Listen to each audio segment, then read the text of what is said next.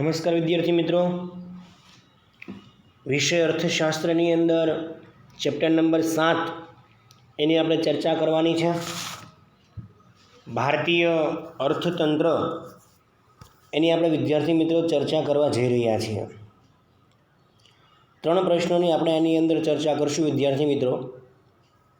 કે જ્યારે આપણને આઝાદી નહોતી મળી એ પહેલાંનું ભારતનું અર્થતંત્ર, આઝાદી મળી ગયા પછીનું ભારતનું અર્થતંત્ર અને અત્યારે ભારત વિકાસ કરી રહ્યો છે, તો એના લક્ષણો ભારતના કે કઈ રીતે કહી શકો કે ભારતનો વિકાસ થઈ રહ્યો છે.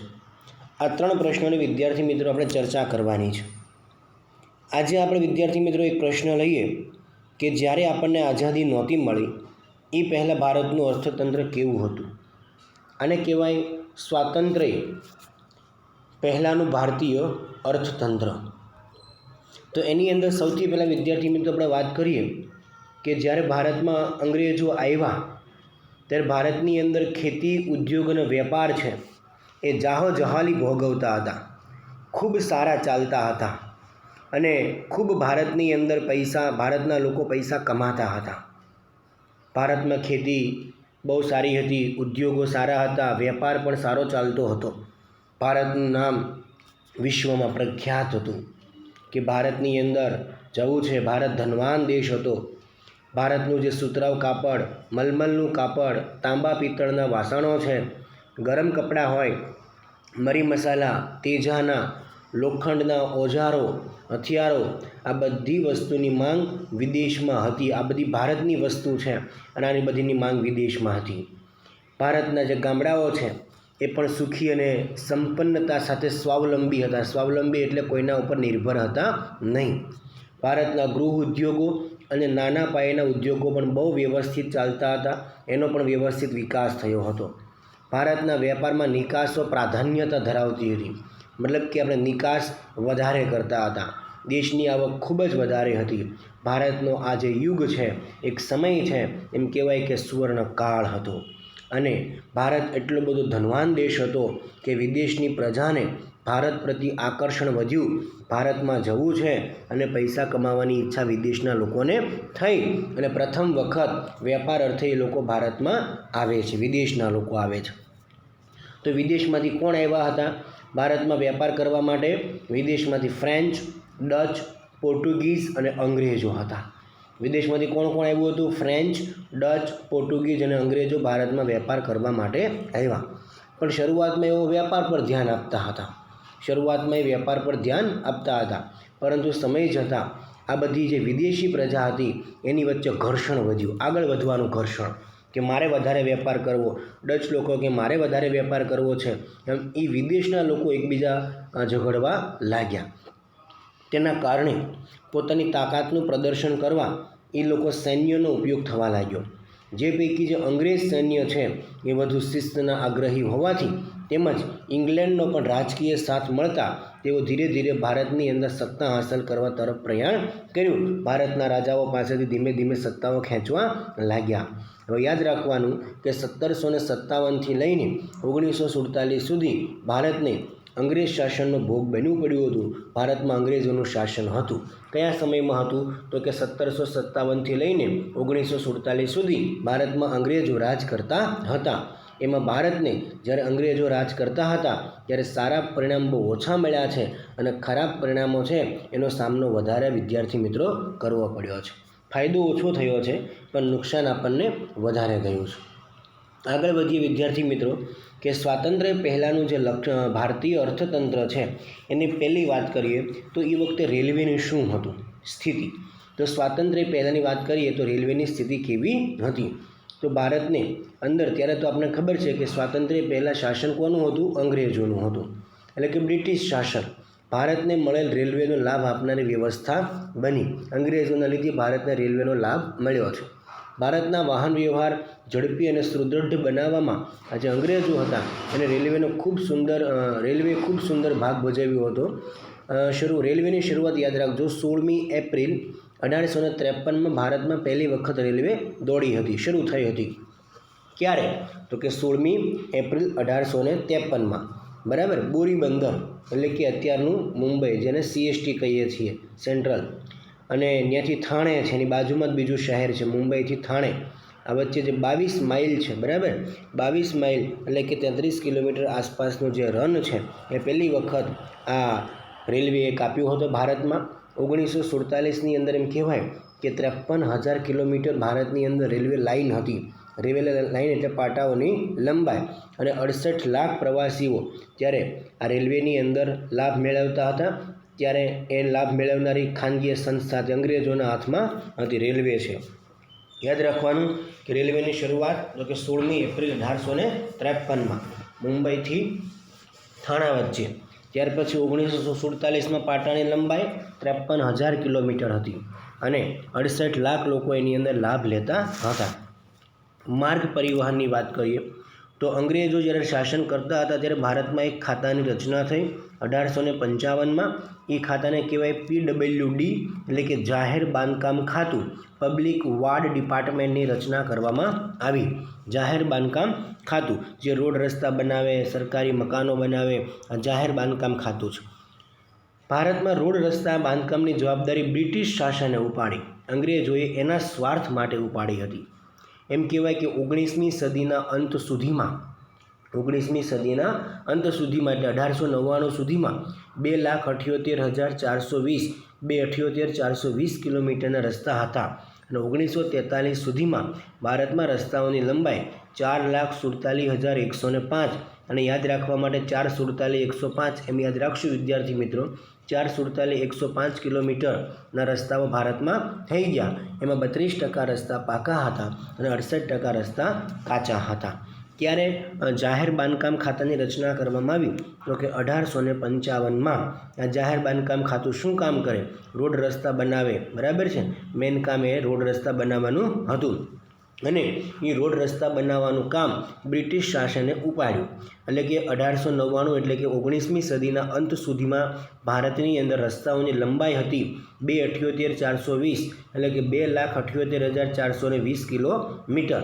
2,78,420 અને વધીને 1943માં થઈ ગઈ 4,47,105 કિલોમીટરની થઈ ગઈ.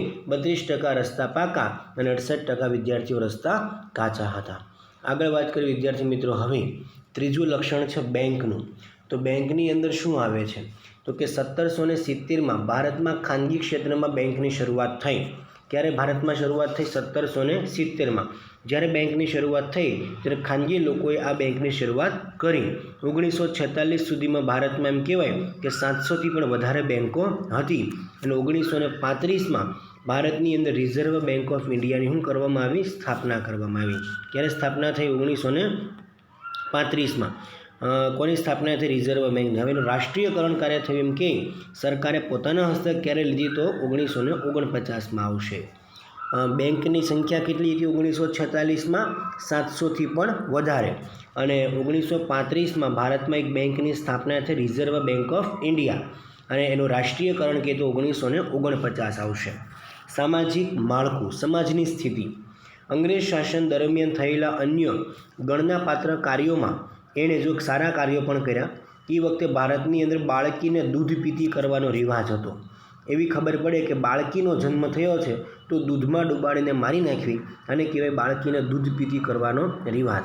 અને અત્યારે માતાના પેટમાં ખબર પડી જાય કે માતાના પેટની અંદર 3 મહિના પછી બાળક સ્ત્રી છે કે પુરુષ છે. હવે માતાઓ અંદર પેટમાં મારી નાખે, એને ગર્ભ ભ્રૂણ હત્યા કહેવામાં આવે છે. ત્યારે એવું નહોતું. ત્યારે બાળકીને જન્મે પછી ખબર પડે કે બાળકીનો જન્મ થયો છે, પછી એને દૂધ પીતી કરવાનો રિવાજ એટલે કે દૂધમાં ડુબાડીને મારી નાખવામાં આવતી હતી. ત્યાર પછી પીંઢારાઓનો શું કરવામાં આવ્યો? નાશ. આ લોકો રંજાડતા હતા, લોકોને પરેશાન કરતા હતા. પીંઢારાઓ જાતિ છે કા. ત્યાર પછી સતી પ્રથા રોકવામાં, બરાબર, ભારતીયોને આપેલ સાથ સહકાર ગણનાપાત્ર ગણવામાં આવે છે. આ અંગ્રેજોની એક સારી બાબત હતી કે ભારતના જે કુરિવાજો હતા એને બંધ કરવામાં એણે મહત્ત્વનો ભાગ ભજવ્યો. પહેલો હતો બાળકીને દૂધ પીતી કરવાનો રિવાજ બંધ કરાવ્યો. પીંઢારાઓ જે લોકોને રંજાડવાનું કામ કરતા હતા એનો નાશ કર્યો. સતી પ્રથાને રોકવા માટે પણ એણે ભારતમાં સહકાર એને ખૂબ જ સારો એવો આપ્યો છે. ત્યાર પછી વિદ્યાર્થી મિત્રો આગળ ચર્ચા કરી. આગળનું લક્ષણ આવે છે 5મું, ખેતીનું લક્ષણ આવે છે કે જ્યારે અંગ્રેજો ભારતની અંદર શાસન કરતા હતા ત્યારે ખેડૂતો પાસેથી એ લોકો ઊંચા દરે જમીન મહેસૂલ લેતા હતા, જમીનનો કર લેતા હતા, જમીનદારોની પ્રથાને પ્રોત્સાહન આપતા હતા, ખેડ હકને સુરક્ષા અને સલામતી ન આપી વગેરે દ્વારા ખેડૂતોનું ભારે શું કરવામાં આવતું હતું? શોષણ. ક્યારે શોષણ થતું હતું? તો કે અંગ્રેજો આવ્યા, મતલબ દેશને આઝાદ થયો એ પહેલાં, ભારતમાં જ્યારે અંગ્રેજો શાસન કરતા હતા ત્યારે ખેડૂતો પાસેથી જમીનનો કર કેવો લેવામાં આવે? વધારે પડતો. ત્યારે જમીનદારી પ્રથા હતી કે જમીનદાર પાસે બહુ ઝાઝી જમીન હોય અને મજૂરો પાસે ખેતી કરાવે, મજૂરોને કંઈ આપે નહીં. પછી જે ખેડ હકને સુરક્ષા અને સલામતી ન આપી, ખેડે એની જમીન એ તો સરકાર પછીથી લાવી, પણ પહેલાંના સમયમાં કોઈ ખેડૂતને એને જમીન સલામત કે એની સુરક્ષા અને એની સલામતી હતી નહીં. મતલબ કે મજૂરી કરવાનું કામ કરતા હતા, જમીનદારોની જમીન વાવતા હતા અને ખેડૂતોનું ભારે શોષણ થયું હતું. અને એમાં થયું શું? તો કે પરિસ્થિતિ એવી આવી કે ભારતના જે ખેડૂતો છે એ ગરીબ બન્યા અને કેટલાક ખેડૂતો પાસે જમીન નહોતી, એ બધા ખેત મજૂર બન્યા. આ ઉપરાંત ખેતીનો પોતાના સ્વાર્થ માટે ઉપયોગ શરૂ કરવામાં આવ્યો. મતલબ કે આપણે જે ઉત્પાદન કરવું હોય એ ન કરવા દે, એને જરૂર હોય એવી વસ્તુનું ઉત્પાદન કરાવરાવે, જેના લીધે ખેડૂતોને ખૂબ જ નુકસાન થયું. બ્રિટિશ શાસને ખેતી અને ખેડૂતોને પાયમાલ કર્યા. બહુ ખરાબ બાબત છે કે ખેડૂતોને અને એની ખેતીને બહુ જ નુકસાન કર્યું એણે. ઉપરાંત બ્રિટિશની ઔદ્યોગિક ક્રાંતિ બાદ, બ્રિટિશમાં ઔદ્યોગિક ક્રાંતિ 1850માં થઈ, પછી ત્યાં બહુ જ એવું ઉત્પાદન વધ્યું કપડાનું. કાપડના ઉદ્યોગની અંદર ગળની જરૂર પડી, તો બ્રિટિશ સરકારે એ ગળીનું ઉત્પાદન એ ભારતમાં ચાલુ કરાવ્યું. ભારતની અંદર એ ગળીનું ઉત્પાદન નિકાસ વધે એવા પ્રયત્ન અહીંયા કર્યા. ભારતની અંદર ફરજિયાત ગળીનું ઉત્પાદન કરનારા ખેડૂતોને વાવેતર માટે ધિરાણ, ગળીનું ખેડૂતોનું ઉત્પાદન કરનાર ખેડૂતોને વાવેતર માટે ધિરાણ અપાતું હતું નહીં. એટલે કે ગળીનું ઉત્પાદન કરવાનું કે ભાઈ તમારે ગળીનું ઉત્પાદન કરવાનું છે, પણ અંગ્રેજો એને પૈસા આપે નહીં. અને જો પાક નિષ્ફળ જાય, ગળીનું વાવેતર કર્યા પછી પાક નિષ્ફળ જાય અને પછી ધિરાણ ભરપાઈ ન કરી શકવાથી જેની પાસેથી ખેડૂત પૈસા લઈ આવ્યો હોય વ્યાજે, એને પૈસા આપી શકે નહીં અને પછી ખેડૂત દેવાદાર બને અને પછી ખેડૂતના હાલ બેહાલ થયા. ખેડૂત વધારે ને વધારે દેવામાં ડૂબતો ગયો, એટલે એની સ્થિતિ વધારે ને વધારે દિવસે ને દિવસે ખરાબ થતી ગઈ. આ હતી વિદ્યાર્થી મિત્રો એ વખતની ખેતી, કે જમીનદારો પાસેથી ખેડૂતો પાસેથી ઊંચા દરે શું લેવામાં આવે? જમીનનું મહેસૂલ. જમીનદારી પ્રથાને અંગ્રેજો પ્રોત્સાહન આપે. ખેડ હકની સુરક્ષા હતી નહીં. ખેડૂતોનું ભારે શું થયું? શોષણ થયું. ખેડૂત કેવો બન્યો? તો કે ગરીબ બન્યો. ત્યાર પછી અંગ્રેજોની નીતિ એવી હતી કે ભારતના ખેડૂતોને પાયમાલ કરી પોતાને વધારે પ્રમાણમાં નફો લઈ લેવો, અમીર થઈ જવું.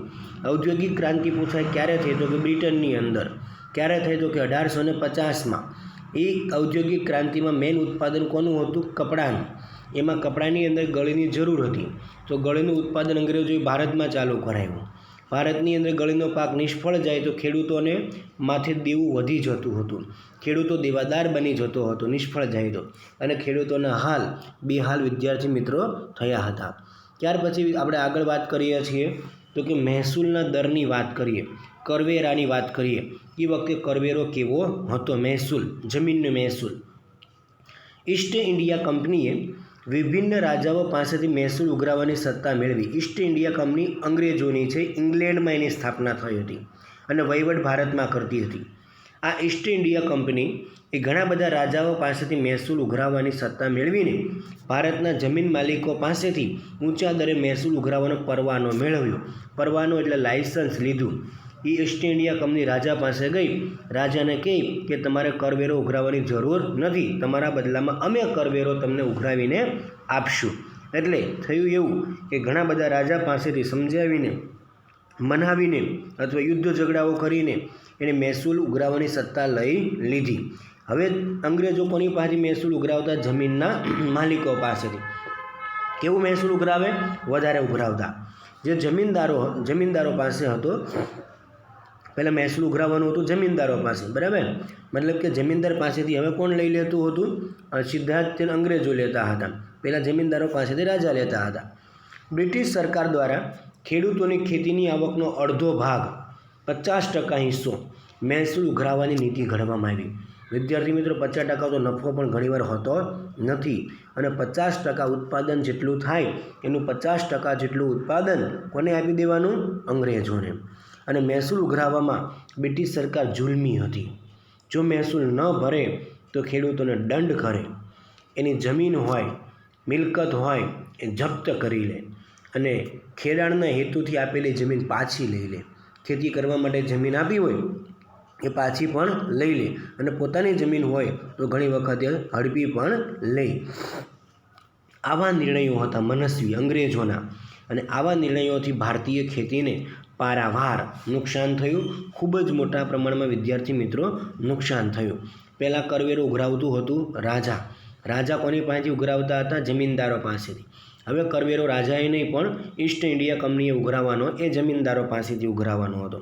અને જમીનદારો પાસે અંગ્રેજો મહેસૂલ ઉઘરાવવાનો જે નીતિ હતી એની બહુ જ ખરાબ હતી. મહેસૂલ નહીં ભરે તો અંગ્રેજો ખેડૂતોને દંડ કરતી, અંગ્રેજો ખેડૂતોની મિલકતને જપ્ત કરતી અને ખેડાણના હેતુથી આપેલી જમીન હોય એ ખેડૂતો પાસેથી અંગ્રેજો પાછા લઈ લેતા. આવા નિર્ણયોથી ભારતના ખેડૂતોને અને ખેતીને પુષ્કળ પ્રમાણમાં વિદ્યાર્થી મિત્રો નુકસાન થયું. ત્યાર પછી આવે છે કરવેરાના ઊંચા દરો. એ વખતે વિદ્યાર્થી મિત્રો કરવેરા બહુ જ વધારે પડતા હતા. કરવેરા ખૂબ જ વધારે હતા.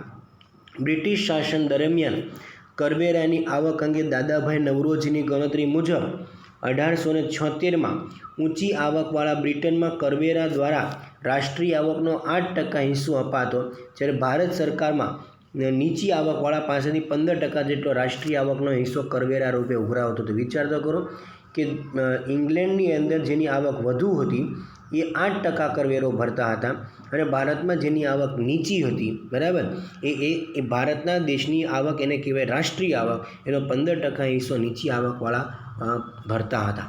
ઓલાની અંદર શું હતું તો કે જેની આવક ઊંચી હતી એમાં એ દેશની આવકના 8% ઊંચી આવકથી હિસ્સો પ્રાપ્ત થતો અને ભારતની અંદર જેની આવક નીચી હતી એ ભારતની જેટલી આવક હોય એના 15% જેટલી આવક રાષ્ટ્રીય આવક, 15% જેટલી આવક એટલે કે રાષ્ટ્રીય આવકની ગણતરી કરવાની હોય. રાષ્ટ્રીય આવક જેટલી હોય એના 15% જેટલી આવક આ નીચી આવકવાળા પાસેથી મળતી હતી. મીઠા પરનો કરવેરો. ભારતમાં મીઠું દરિયા કિનારે અને રણ પ્રદેશમાં મળતું હતું. તેમ છતાં ઇંગ્લેન્ડની સરકાર ઇંગ્લેન્ડથી જહાજો દ્વારા મીઠું ભારત લાવતી હતી. ભારતમાં તો મીઠું પુષ્કળ પ્રમાણમાં મળે, છતાં એ લોકો ભારતમાં મીઠું લાવે, એના દેશનું મીઠું ભારતમાં વેચવા માટે, એટલે ભારતમાં વેચાતું હતું. એણે શું કર્યું તો કે એનું મીઠું વધારે ભારતમાં વેચાય એટલે આપણા મીઠા ઉપર એનો કરવેરો શું કર્યો? વધારી દીધો. ભારતમાં પાકેલા મીઠા ઉપર એનો ઊંચો કરવેરો લેતા એટલે ભારતનું મીઠું વેચાય નહીં. જેથી એક તરફ બ્રિટિશ શાસનને કરવેરાની આવક થાય, એક બાજુ ભારતમાં ઊંચો કરવેરો નાખ્યો એની આવક થાય, અને બીજી બાજુ જે મીઠું ઇંગ્લેન્ડથી ભારતમાં આવતું હતું એ ઇંગ્લેન્ડથી આવતું ભારતની અંદર મીઠું એ મીઠું ભારતમાં સસ્તું પડે એટલે એના ઉપર એને કરવેરો નાખ્યો હતો નહીં. ભારતીય મીઠું મોંઘું હોવાથી કરવેરો એના પર વધારે હતો એટલે ભારતનું મીઠું મોંઘું થઈ જાય એટલે ભારતનું મીઠું ઓછું વેચાય અને ઇંગ્લેન્ડથી આવેલું મીઠું વધારે વેચાય એટલે બંને બાજુને લાભ થયા. આથી ગાંધીજીએ દાંડીકૂચ કરીને, આપણને ખબર છે કે સવેની કાનૂન ભંગ, બરાબર, દાંડીકૂચ કર્યો હતો. જે સાબરમતી આશ્રમથી દાંડી, નવસારીના દાંડી સુધી એણે આ દાંડીકૂચ કરી હતી અને મીઠાના કાયદાનો જે અન્યાયી કાયદો હતો એના તરફ એણે સત્યાગ્રહ કર્યો હતો. ભારતના મીઠા ઉપર કરવેરો શા માટે વધારે નાખવામાં આવ્યો? કારણ કે ભારતના મીઠું ઉપર કરવેરો એટલો નાખ્યો તો ઇંગ્લેન્ડમાંથી આવતું મીઠું લોકો વધારે વાપરે અને ભારતનું મીઠું લોકો ઓછું વાપરે એટલે ભારતના મીઠા ઉપર એને કરવેરો કેવો નાખી દીધો? વધારે નાખી દીધો. આગળ વિદ્યાર્થી મિત્રો, 8મો લક્ષણ છે જકાતના વિવિધ દરો. તો આયાત અને નિકાસ થતી જે ચીજવસ્તુઓ હતી એના ઉપર જે વેરો નાખવામાં આવ્યો હતો એને જકાત કહેવામાં આવે છે. આયાત નિકાસ થતી વસ્તુ પર જે વેરો નાખવામાં આવે એને વિદ્યાર્થી મિત્રો આપણે જકાત કહીએ છીએ. ઈસ્ટ ઇન્ડિયા કંપની જે ઇંગ્લેન્ડમાં એની સ્થાપના થઈ હતી અને મુઘલ બાદશાહ પાસેથી 1716માં એને પરવાનગી મેળવી અને તે પ્રદેશ પૂરતી જકાતમાં માફી મેળવી હતી. તેનાથી વિરુદ્ધ આને શું કર્યું ઈસ્ટ ઇન્ડિયા કંપનીએ, તો કે જ્યાં વેપાર કરતી હતી ત્યાં બાદશાહ પાસેથી પરમિશન લઈ લીધી કે અમે આ વિસ્તારમાં વેપાર કરશું અને એનો વેરો અમે તમને આપશું નહીં. આવી પરવાનગી ઈસ્ટ ઇન્ડિયા કંપનીએ લઈ લીધી. તેનાથી વિરુદ્ધ ભારતીય વેપારીઓને વિવિધ પ્રદેશની જકાત ભરવી પડતી હતી. રાજાઓ કેવા હતા કે આ કંપનીને જકાત ભર્યા વગર વેપાર કરવાની છૂટ આપી અને ભારતના વેપારીઓને જકાત ભરવી પડતી હતી. સુતરાઉ કાપડની નિકાસ પર 15% અને બ્રિટનથી આવતા સુતરાઉ કાપડ પર માત્ર 2.5% જેટલી જકાત નાખવામાં આવી હતી. ચાલો, જે કાપડ ભારતનું હતું એના ઉપર કેટલી જકાત નાખી? 15%. અને જે વિદેશમાંથી કાપડ વેચવા માટે ભારતમાં આવતું હતું એના ઉપર જકાત કેટલી હતી? માત્ર 2.5% હતી. આ ભેદભાવ હતો અને આ ભેદભાવભરી જકાત નીતિએ ભારતના સુતરાઉ કાપડના ઉદ્યોગને બરબાદ કર્યો. ભારતનું કાપડ વેચાતું બંધ થઈ ગયું અને ઇંગ્લેન્ડનું કાપડ ભારતમાં વધારે વેચાવા માંડ્યું, કારણ કે એનું કાપડ સસ્તું હતું અને ભારતનું કાપડ મોંઘું હતું. આ નીતિથી સમગ્ર ભારતીય ઉદ્યોગની પડતી થઈ. ભારતના ઉદ્યોગો પડી ભાંગવા લાગ્યા. ત્યાર પછી વિદ્યાર્થી વાત કરીએ છીએ ઉદ્યોગ નીતિ. 1750થી 1830ના સમયગાળા દરમિયાન ઔદ્યોગિક ક્રાંતિ થઈ. ઔદ્યોગિક ક્રાંતિ એટલે નવા યંત્રો આવ્યા, મશીનો આવ્યા અને ઉત્પાદનમાં વધારો થયો. તે સમયગાળા દરમિયાન બ્રિટિશ ઈસ્ટ ઇન્ડિયા કંપનીએ ભારતમાં સત્તા સ્થાપવાની શરૂઆત કરી દીધી હતી. ગમે એ રીતે ભારતમાં સત્તા સ્થાપવાની શરૂઆત ઈસ્ટ ઇન્ડિયા કંપનીએ કરી દીધી. રાજા પાસેથી મનાવીને, ફોહલાવીને અથવા યુદ્ધ કરીને એની પાસેથી રજવાડાઓ ધીમે ધીમે ખેંચવા લાગે છે અંગ્રેજો.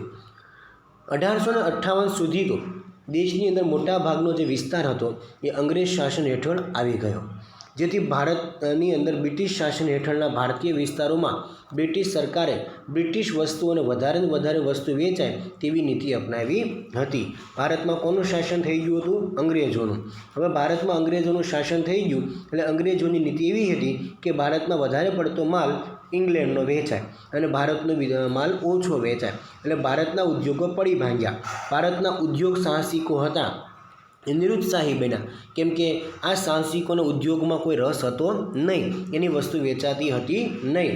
વિકાસના માર્ગે આગળ વધવાને બદલે પડતી થઈ, જેથી ભારતીય ઉદ્યોગો પડી ભાંગ્યા, જેના કારણે શ્રમિકોની બેકારી વધી.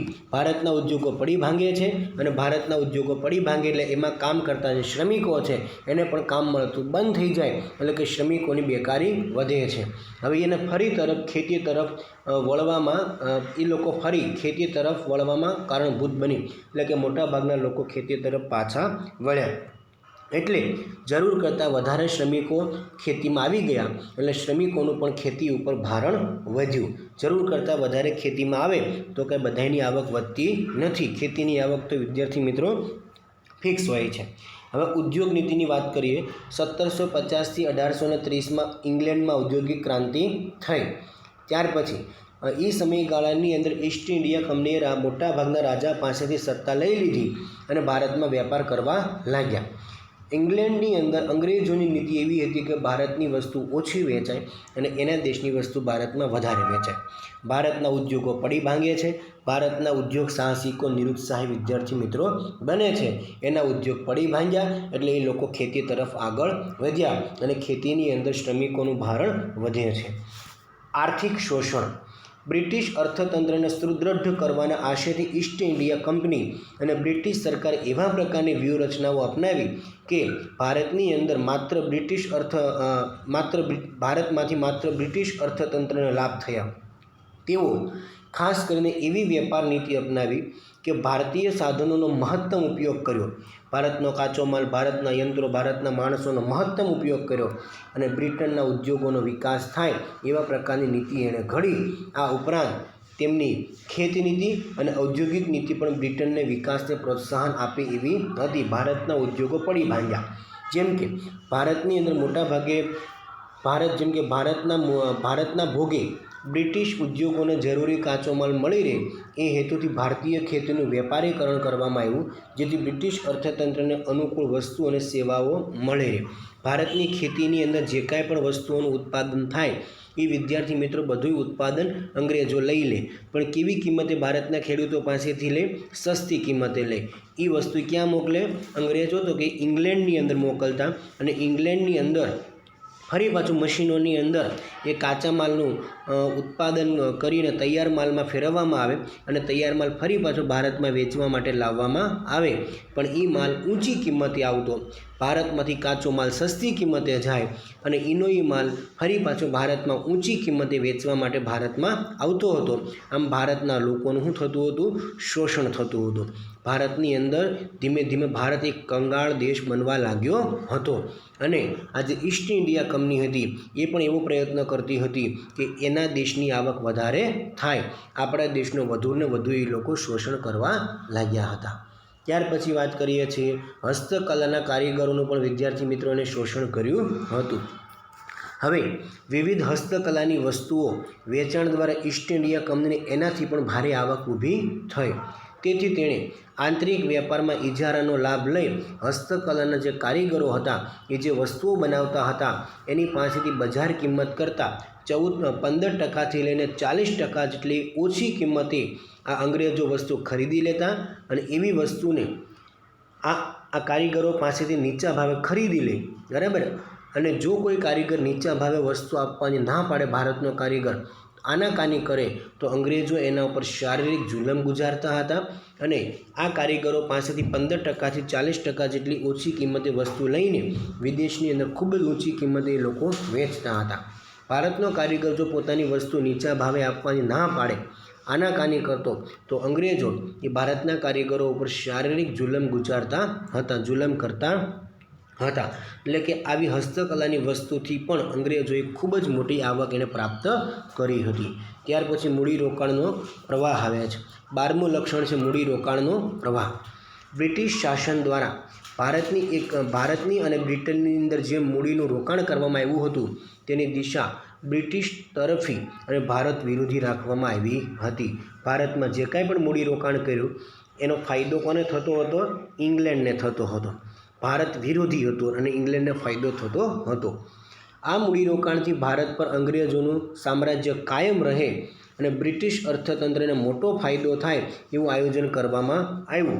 દાખલા તરીકે અંગ્રેજોએ ભારતમાં રસ્તા અને રેલવે પાછળ થયેલું જંગી મૂડીરોકાણ, આ મૂડીરોકાણ પાછળનો મુખ્ય હેતુ એવો હતો કે કાચા માલની આયાતને બ્રિટનમાં કાચા માલની આયાતને અને ભારતમાં તૈયાર થયેલી વસ્તુની નિકાસને અને લશ્કરી હેરફેર અનુકૂળ રહે તેવા હેતુ માટે એણે રસ્તા અને રેલવેનો રૂટ તૈયાર કરવામાં આવ્યો હતો. ભારતમાં એણે શું સુવિધા આપી હતી? રેલવેની સુવિધા આપી હતી, રસ્તાની સુવિધા આપી હતી. પણ આનો ફાયદો કોને થતો હતો? ઇંગ્લેન્ડને થતો હતો, અંગ્રેજોને થતો હતો. હવે એને થયું હું તો કે જે રેલવે અને રસ્તા એને મૂડીરોકાણ કર્યું છે એની પાછળ મુખ્ય હેતુ એવો હતો કે ભારતના કાચા માલને ક્યાં મોકલી શકાય? તો કે ઇંગ્લેન્ડમાં મોકલી શકાય, અને ઇંગ્લેન્ડમાં તૈયાર થયેલો માલ ભારતમાં સરળતાથી લાવી શકાય, અને ભારતની અંદર જે અંગ્રેજોનું લશ્કર હતું એને પણ એક જગ્યાએથી બીજી જગ્યાએ સરળતાથી લઈ જઈ શકાય. એટલા માટે રસ્તા અને રેલવે છે આ રૂટ તૈયાર કરવામાં આવ્યો હતો. રેલવે માટેના ઉચ્ચ તજજ્ઞો અને અધિકારીઓને બ્રિટનથી ઊંચા દરે ભારતમાં લાવવામાં આવ્યા હતા. જે રેલવેના અધિકારીઓ હતા, નિષ્ણાત માણસો હતા, એ ઇંગ્લેન્ડથી ભારતમાં રેલવે શરૂ કરવા માટે આવ્યા હતા. બ્રિટિશ શાસન દ્વારા શિક્ષણ પાછળ મૂડીરોકાણ કરી બ્રિટિશ સરકારને અનુકૂળ એવા કારકુનો મળી રહે તેવું શિક્ષણ અપાતું હતું. અંગ્રેજી શિક્ષણ આપવાની વ્યવસ્થા ગોઠવી, મૂડીરોકાણ ખર્ચ કરવામાં આવ્યું, અને આ તમામ મૂડીરોકાણ ખર્ચને ઊંચા વ્યાજ દરે બ્રિટનમાંથી મૂડી લાવી ગોઠવવામાં આવ્યું. પણ એ વ્યાજનું અને બધો જ બોજો ભારતની માથે જ લાદવામાં આવ્યો. ખૂબ જ મોટા પાયા પર ખર્ચ કરવામાં આવ્યો, બરાબર. પણ એ ખર્ચ કોના માથે નાખવામાં આવ્યો? ભારતના લોકો માથે નાખવામાં આવ્યો. આ બધી સુવિધાઓ ઊભી કરી. આ સુવિધા એના માટે હતી, પણ એનો જે બોજો છે એ ભારતની ઉપર વિદ્યાર્થી મિત્રો નાખવામાં આવ્યો હતો. હવે ઘણો બધો બોજો નાખવામાં આવ્યો છે, એની આપણે ચર્ચા કરીએ તો વિવિધ ભરણાઓનો જે બોજ છે એ ખૂબ જ મોટો હતો. આ પહેલી એક યાદ રાખજો કે ભારતે બ્રિટિશ હુકુમતનો ચાર્જ પણ ચૂકવવો પડતો, એને હોમ ચાર્જીસ એટલે કે ભરણા તરીકે ઓળખવામાં આવે છે. એક તો ભારતમાં વહીવટ કરે, ભારતના સૈનિકો હોય, ભારતના અધિકારીઓ હોય, એનો જે કાંઈ પણ પગાર હોય, એનો જે કાંઈ પણ હુકુમતનો ચાર્જ હોય એ ભારતે ભરવો પડતો હતો. એને કહેવાય છે હોમ ચાર્જીસ, એને કહેવાય છે ભરણા તરીકે ઓળખવામાં આવે છે. ભારતે બ્રિટિશરોને આવી કેટલીક ચૂકવણીઓ કરવી પડતી હતી, જેમ કે બ્રિટિશ અધિકારીઓના પગારો ભારતે ચૂકવવા પડતા ભારતના આવકમાંથી. પેન્શન, ભથ્થાઓ, લશ્કરનો ખર્ચ, દેવું કરે તો એના પર વ્યાજની ચૂકવણી, આ બધો જ ખર્ચ ભારતની આવકમાંથી ચૂકવવો પડતો હતો, જેના આધારે બનતું બજેટ બ્રિટનમાં રજૂ કરાતું હતું. 1924-25ના વર્ષોમાં 300 લાખ પાઉન્ડ જેટલી જંગી રકમ ચૂકવવી પડી હતી અંગ્રેજોને આપણે, અને 1945માં 1350 લાખ પાઉન્ડ આ કિંમત આપણે અંગ્રેજોને ચૂકવી હતી ભારતમાંથી. આવી ચૂકવણીના આધારે કહી શકાય કે ભારત ગરીબ દેશ બનતો ગયો અને ભારતના ભોગે જે બ્રિટન દેશ છે એ ધનવાન બની રહ્યું હતું. કેટલા પૈસા ચૂકવ્યા તો 1924-25માં 300 લાખ પાઉન્ડ, અને 1945માં કેટલા પૈસા ચૂકવ્યા 1350 લાખ પાઉન્ડ. ભારતનો ગરીબ બનતો ગયો અને ઇંગ્લેન્ડ વધારે ને વધારે ધનિક બનતો ગયો. અને અંતે 15મી ઓગસ્ટ 1947નો દિવસ આવ્યો અને ભારતમાંથી અંગ્રેજો જ્યારે ભારત છોડીને ગયા ત્યારે ભારતની ખેતી, ઉદ્યોગ અને વેપાર છે એકદમ કંગાળ સ્થિતિ, એકદમ કોઈ પણ પ્રકારનો વિકાસ એમાં જોવા મળતો હતો નહીં. લગભગ 150 વર્ષ જેટલું શાસન ભારતમાં અંગ્રેજો કરી ગયા ત્યારે દેશની માથાદીઠ આવક ઘટવા પામી હતી. ભારતનું અર્થતંત્ર જે આમ ધબકતું હતું એને એકદમ એણે બંધ કરી દીધું હતું, અને ભારતનું અર્થતંત્ર જે હવે ઇંગ્લેન્ડ કરતાં પહેલાં સમૃદ્ધ હતું, પણ અત્યારે જોવા જઈએ તો ઇંગ્લેન્ડની સરખામણીમાં ભારત ખૂબ જ અત્યારે ગરીબ દેશ બન્યો છે, અને ભારતનું અર્થતંત્ર પણ ઘણું બધું ઇંગ્લેન્ડ કરતાં ઓછો. શોષણ જ એટલું બધું વધારે કર્યું ઇંગ્લેન્ડની સરખામણીમાં ભારતનું અત્યારે અર્થતંત્ર કેવું છે, નીચું છે, અને ભારત દેશ કેવો બને છે, ગરીબ બને છે, કારણ કે આપણે ઘણું બધું અંગ્રેજો શોષણ કરી ગયા. આ વિદ્યાર્થી મિત્રો સ્વાતંત્ર્ય પહેલાંનું અર્થતંત્ર હતું. આના ટોટલ 13 જેટલા વિવિધો આવે છે, લક્ષણો વિદ્યાર્થી મિત્રો આવે છે. આ 13 લક્ષણોની અંદર પહેલું લક્ષણની વાત કરીએ વિદ્યાર્થી મિત્રો રેલવેની, બીજી બાબત હતી માર્ગ પરિવહન, ત્યાર પછી બેંકની સ્થિતિ, સામાજિક માળખું, ખેતી, મહેસૂલનો દર, કરવેરાના ઊંચા દરો, જકાતના વિવિધ દરો, ઉદ્યોગ નીતિ, આર્થિક શોષણ, હસ્તકલાના કારીગરોનું શોષણ, મૂડીરોકાણનો પ્રવાહ, અને છેલ્લું લક્ષણ હતું વિવિધ ભરણાઓનો બોજ. આ હતું સ્વાતંત્ર્ય પહેલાંનું ભારતીય અર્થતંત્ર. Thank you. આભાર.